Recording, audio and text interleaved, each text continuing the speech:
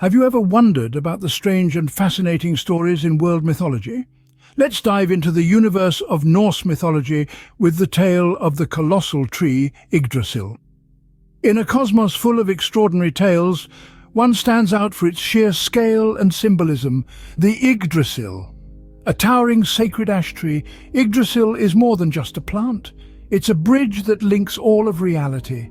Imagine a tree so grand, so immense, that its roots and branches reach out to different realms, connecting all beings and worlds. Three mighty roots sustain Yggdrasil, each plunging into a distinct land.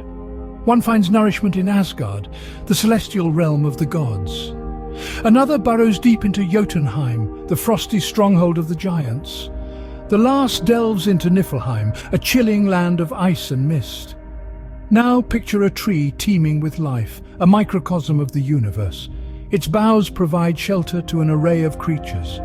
An eagle, sharp-eyed and proud, perches high among its branches, while a squirrel named Ratatoska scurries between the eagle above and the dragon below, delivering messages and stoking conflict. Yes, a dragon. This isn't your typical tree. At the base of Yggdrasil, gnawing at its roots, lurks the dragon Nidhogg, embodying the destructive forces that continually threaten the world tree. But Yggdrasil endures, for it is not merely a symbol of life but also of resilience. The tale of Yggdrasil is a testament to the Norse belief in the cyclical nature of life and death. Just as the tree withstands Nidhogg's relentless chewing, life persists through challenges and adversities. And just as new growth sprouts from Yggdrasil, so does every ending herald a new beginning. This grand tree, with its roots and branches spanning across worlds, is truly a testament to the Norse belief in interconnectedness and the cyclical nature of life and death. From the colossal tree of Norse, we move on to the dark and mysterious river Styx of Greek mythology. The river Styx, a name that has long evoked a sense of mystery and dread, is a central figure in the Greek underworld. This isn't your average river. It's a swirling, blackened current, said to be so poisonous that even the mere touch of its waters could spell doom. Yet despite its fearsome reputation, the Styx holds a place of honor among the Greek gods. Oaths sworn by this river were considered the most sacred, and any god who dared to break such a pledge would face severe punishment. But the Styx isn't just about retribution. It also has a role in the realm of heroes and legends. One such tale is that of the mighty Achilles, renowned for his prowess in battle and his near invincibility. As the story goes, when Achilles was a baby, his mother Thetis, a sea nymph, wanted to make him invulnerable. To achieve this, she bathed him in the waters of the Styx, holding him by the heel. The magical properties of the river made his body impervious to injury, save for the spot on his heel where his mother had held him. This came to be known as his Achilles heel, a term that we still use today to refer to a person's one weakness. Yet despite its power to grant invulnerability, the Styx could not save Achilles from his fate.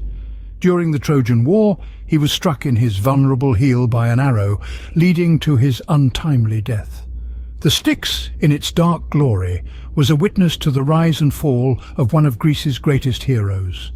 The river Styx, with its swirling black waters and its association with both the gods and heroes of ancient Greece, has left an indelible mark on the annals of mythology. It serves as a stark reminder of the power of oaths, the allure of invulnerability, and the inevitability of fate. The river Styx, with its fearsome nature and power, remains one of the most captivating elements in Greek mythology. Leaving the Western mythologies, let's venture into the vibrant mythos of Hinduism with the event of Samudra Manthan. In a surprising twist of events, gods and demons set aside their differences for a common goal: to churn the mighty ocean, the Samudra, in a bid to obtain the nectar of immortality, Amrita. This unique collaboration between foes, driven by a shared thirst for immortality, sets the stage for the grand event known as the Samudra Manthan. Imagine the ocean as a colossal pot, and the grand mountain Mandara serving as the churning rod. The mighty serpent Vasuki offered itself as the churning rope, wound around the mountain. With gods on one end and demons on the other, they pulled and tugged, setting the mountain in a dizzying spin, churning the ocean's depths. As the ocean roiled and heaved, out emerged a myriad of mythical beings and mystical objects. Among them, the wish-fulfilling divine cow Kamadhenu, the celestial nymphs known as Apsaras, and the divine tree Kalpavriksha, capable of granting any wish. But with the good came the bad. The Churning also released the deadly poison Halahala, threatening to consume the world with its lethal fumes. It was at this dire moment that Lord Shiva stepped forth. In an act of immense sacrifice, he consumed the deadly poison to save the world. The poison, however, turned his throat blue, earning him the moniker Nilkanth, the blue-throated one. The Samudra Manthan is more than a tale of gods and demons. It's a story of cooperation, of setting aside differences for a greater cause. It's a tale of sacrifice personified by Lord Shiva, who risked his own life to save the world. And it is a testament to the relentless quest for immortality, a desire so strong it could unite the greatest of foes. The Samudra Manthan, a tale of cooperation, sacrifice, and the quest for immortality, is a cornerstone of Hindu mythology. From the Indian subcontinent, we now travel to the land of the rising sun, Japan, to explore the tale of the sun goddess Amaterasu. In the pantheon of Japanese mythology, Amaterasu stands as a radiant figure, the goddess of the sun herself.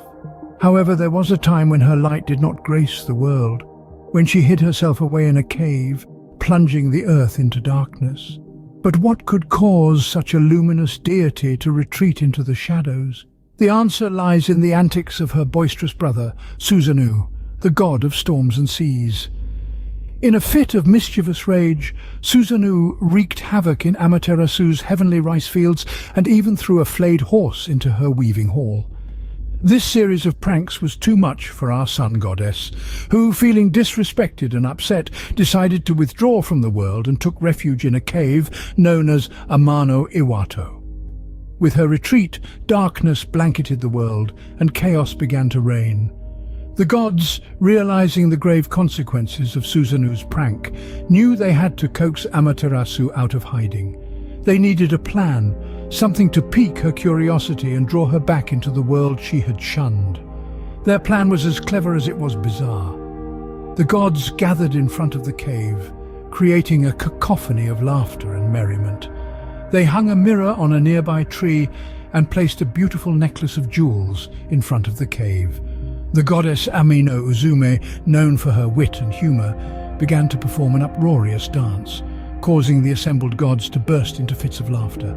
The ruckus they made was enough to pique Amaterasu's curiosity. As she peeked out of the cave, she saw her own brilliant reflection in the mirror. Believing it to be another sun goddess, Amaterasu stepped out of the cave, bringing her light back to the world. This tale, full of humor, drama, and the importance of the sun, reflects the rich cultural heritage of Japan. Finally, let's set sail to the vast Pacific Ocean, home to the rich Polynesian mythology and the tale of Maui and the sun. In the heart of this complex tapestry of myths and legends, we find the formidable demigod Maui, known for his daring exploits and his magical fishhook. Now, this isn't your ordinary fishing tool. This fishhook, gifted to Maui by the gods, held immense power. It's said that with it, Maui could pull up entire islands from the sea floor. But in our story today, Maui has a different purpose for his magical fishhook. You see, in those days, the sun moved across the sky so swiftly that the days were unbearably short. The people barely had time to complete their daily tasks. Seeing their plight, Maui took it upon himself to confront the sun and slow its path across the sky. Armed with his magical fishhook, Maui embarked on this daring quest. He climbed to the peak of the highest mountain, where he could reach the sun. As the sun blazed across the sky, Maui cast his hook, ensnaring the sun. With the strength of a demigod and the power of his magical fishhook, he demanded the sun to slow its pace. The sun, initially resistant, finally agreed to Maui's demand. From that day forward, the sun moved more slowly across the sky, lengthening the days and granting the people the time they so desperately needed. But, in an ironic twist of fate, Maui's brothers, weary from their brother's constant adventures, released the sun from the fishhook, causing it to race across the sky once more, shortening the days. The tale of Maui and the sun is a testament to the Polynesians' deep connection and reverence for nature, showing us the power of mythology in shaping our understanding of the world.